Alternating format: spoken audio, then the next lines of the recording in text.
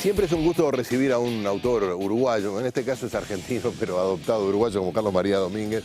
¿Cómo te va, Carlos? Un gusto de recibirte acá. Gracias, igualmente. Cuando edita un libro, pero en este caso editó 2 libros, así que doble gusto. Vamos a repasar bueno, la obra de Carlos María Domínguez en este siguiente tape.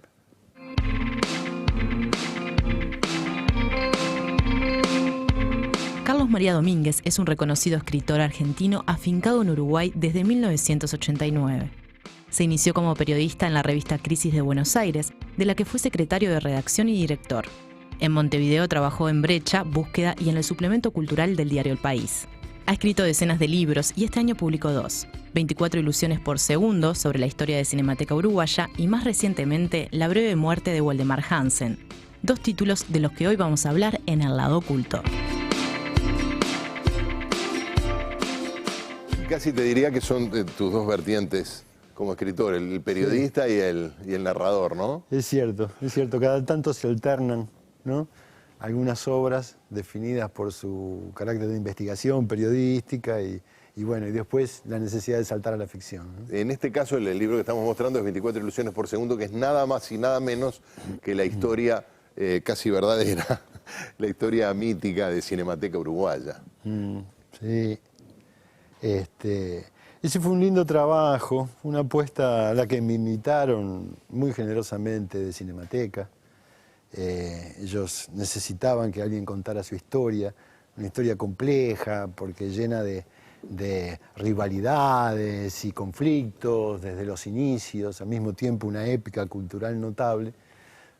Pero supongo que me eligieron también para proponerme esto, porque bueno, podía tener esa mirada un poco extranjera, sí, ¿no? De venir de afuera del mundo del cine también y poder narrarlo, ¿no? Se notan las 3 atractiva, cosas, ¿no? Yo lo estuve leyendo muy sí, por encima, pero aparecen las rivalidades, aparece la épica cultural de Cinemateca, sí, y aparece tu mirada, que es la mirada de alguien ajeno a ese relato o incluso a esas rivalidades. Pero me parece que por lo poco que leí, ¿no? Está contado con mucha honestidad por los propios participantes, ¿no? Sí, claro, porque la idea era precisamente que estuvieran todas las campanas ahí sonando, digamos, ¿no? Quizá una mala herencia que nos dejó la dictadura es este miedo a los conflictos, ¿no? Sí. A las polémicas, este miedo a discutir cosas, ¿no? Como si se pudieran evitar los conflictos. Claro. Lo único que haces es aumentar la presión en la olla.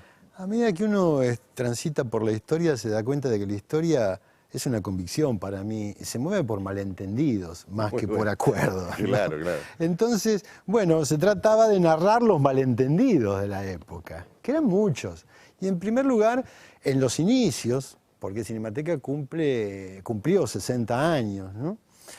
Tiene como la patria uruguaya 2 fechas de fundación, ¿no? Sí, claro. Una en el 52, bueno, eso en hace a la abril del 52, también, claro. Y a la polémica. Y al año siguiente, en diciembre del 53.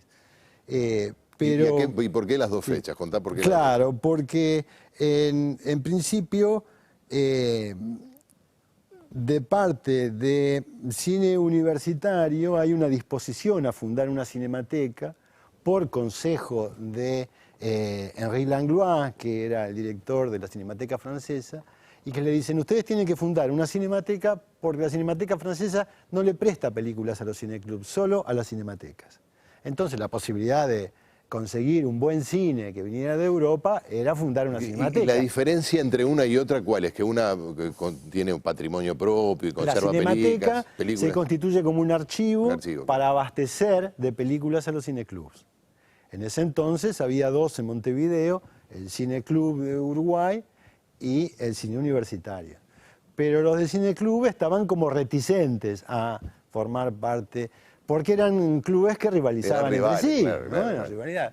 Y entonces, bueno, finalmente acordaron al año siguiente sí integrarse y pusieron en movimiento este archivo que ahora sí recibía películas de Francia y de otros países de América Latina y las hacía circular con un gran apoyo también de la Cinemateca Argentina, ¿no? La Cinemateca de Sao Paulo. Claro. Todo esto además formaba parte de una intriga internacional que Henri Langlois, que era el director de la Cinemateca Francesa, pero de origen turco, estaba tejiendo una red en América Latina. Ahí no te estarás dejando ganar por el narrador, ¿no? No, siempre me dejo ganar por el narrador porque... Eso es lo que hace más interesante. Claro, lo más interesante era contar esta historia de conflictos, claro, de desconfianzas, de intrigas, ¿no?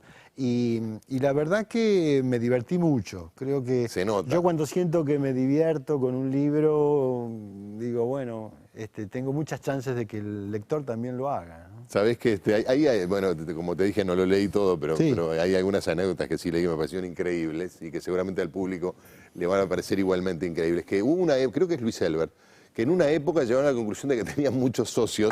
Había que echar. Y echaron socios porque no podían recibirlos a todos en la sala.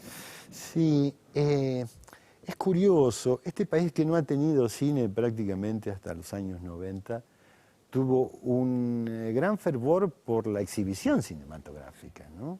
En el 53, cuando arranca esta historia, se cubrió el récord en el país de 19 millones de entradas vendidas. Hay que tener idea de esa magnitud porque hoy andan en los 2,5 millones más o menos, ¿no? Pero en el año 53 se vendieron en este país 19 millones de entradas, no en el país, en Montevideo. Lo cual es una cifra descomunal. Por esa época... Había un cine, casi tantos cines como bares. Sí, claro. Y los cineclubs tenían desbordada la capacidad de recibir espectadores y la posibilidad de conseguir películas. Entonces tenían que estar repitiendo los mismos ciclos, se desvirtuaba su función. Entonces, en algún momento Luis Elbert, no sé si consiguió esas películas de tesis, de lo más extravagantes, destinadas al consumo de un público muy sectorizado, y con eso expulsó a una cantidad de espectadores y pudieron regular de nuevo el giro de cine universitario, fue eso.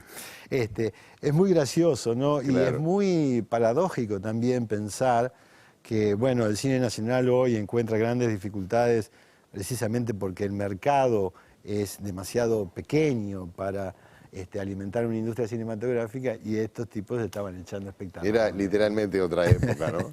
Sí, es ese Uruguay que vivió unos años como inercia de la prosperidad de la primera mitad del siglo XX. De todas maneras duraría poco, me refiero duraría poco porque estamos ubicados en el año 53, cuando se funda la Cinemateca. Claro, ¿no? Ahí hay un arrastre que todavía hace que esos consumos culturales sean fuertes, y además es una época muy fecunda de la vida cultural uruguaya porque se fundan muchas instituciones. Ahí es cuando se funda el Teatro Galpón, el Circular, la Comedia, la Orquesta Municipal, bueno, Cinemateca, el Club de Grabado, una cantidad de instituciones que van a ser referentes, ¿no? Durante gran parte del siglo XX, ¿no? Hasta hoy. Vamos a hacer una pausa y seguimos conversando con Carlos María Domínguez.